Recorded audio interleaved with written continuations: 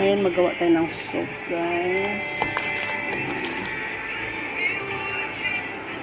Naghalo-halo ko na lang yan dyan. Tapos, lagyan natin ng gulay. Yan, mamaya. Ayan. Ating gulay.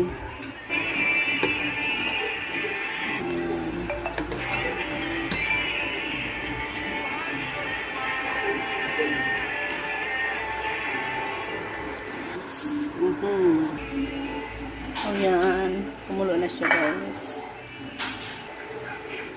Lagyan na natin ang ating gulay.